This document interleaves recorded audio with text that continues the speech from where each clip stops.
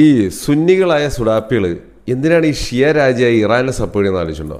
First of all ഈ സുന്നികളും ഷിയാക്കളും തമ്മിൽ അടിപിടിയാണ്. നിങ്ങൾ ഈ പാകിസ്ഥാനും മറ്റൊരിടത്തും വേറെ രാജ്യത്ത് മുസ്ലിം രാജ്യത്തൊക്കെ പോയി കഴിഞ്ഞാൽ ഇവന്മാർ ബോംബിട്ട് പൊളിക്കുകയാണ് തമ്മിൽ.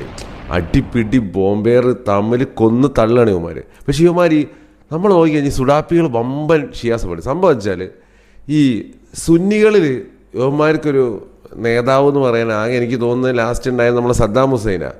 ഇതല്ലാതെ പ്രത്യേകിച്ചൊരു നേതാവ് ഉണ്ടായിരുന്നില്ല. അപ്പോൾ ഈ സുന്നികൾ പിന്നെ അതിന് ശേഷം അവന്മാർക്കൊരു നേതാവില്ല, എന്ന് വെച്ചാൽ ഒരു തന്തയെന്ന് പറയാനൊരു സുന്നിയില്ല. അപ്പോൾ ഇപ്പോൾ ഇവർ ആ ഒരു അവസ്ഥയിൽ ഇങ്ങനെ നിൽക്കുന്ന സമയത്താണ് ഇവർക്ക് ഇറാനെ കിട്ടിയത്.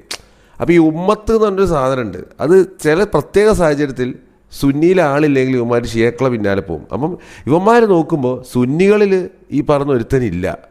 അപ്പോൾ പിന്നെ എന്ത് ചെയ്യുക, കിട്ടിയ ഷിയയിലുള്ള ഇറാനാണ്. അപ്പോൾ പിന്നെ എന്നാൽ പിന്നെ നമുക്ക് നേരെ സുന്നികൾ ഏതായാലും ഒരുത്തനില്ല, നമ്മുടെ ഗതികെട്ട് എന്നുവെച്ചാൽ ഇവിടെ ഈ പറയുന്ന ഈ ഇറാനിന് വേണ്ടി കൊലവിളി മുഴക്കുന്ന ഈ കേരളത്തിലെ സുഡാപ്പിയോ അല്ലെങ്കിൽ ഇന്ത്യയിലെ സുഡാപ്പിയോ ലോകത്തുള്ള സുഡാപ്പിക്ക് പോലും ഈ ഷിയാന്ന് കേട്ട പ്രാന്തളകും, കൊല്ലാൻ നടക്കുവാൻ.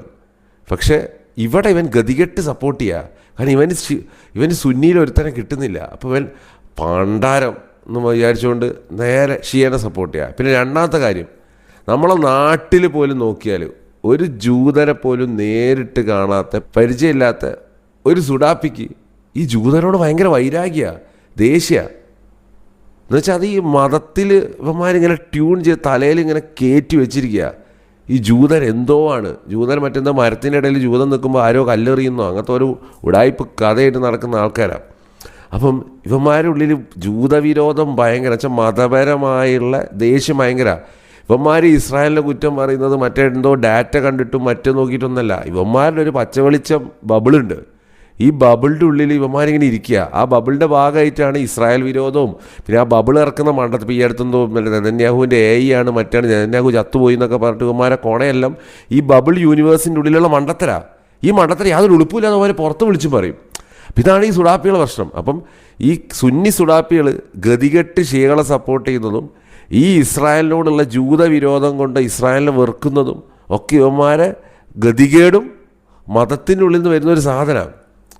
അപ്പം ഇതുകൊണ്ടാണ് നമുക്ക് എന്തിനുകൊണ്ടാണ് ഇവന്മാർ ഈ ഷിയാക്കളെ സപ്പോർട്ട് ചെയ്യുന്നതെന്നുള്ളത്. അപ്പോൾ ഈ മതവിരോധം ഇവന്മാർക്ക് ഓട്ടോമാറ്റിക്കായിട്ട് ബാക്കിയുള്ള ആൾക്കാരോടും വരും. അത് വരും, അതങ്ങനെയാണ്. കാരണം ജീവിതത്തിൽ കാണാത്ത ജൂതനെ വെറുക്കണം കൊല്ലണം എന്ന് പറയുന്നവന് ബാക്കിയുള്ളവരോട് വെറുക്കാനും കൊല്ലാനും പ്രത്യേകിച്ച് സമയമൊന്നും വേണ്ടല്ലോ. That's it.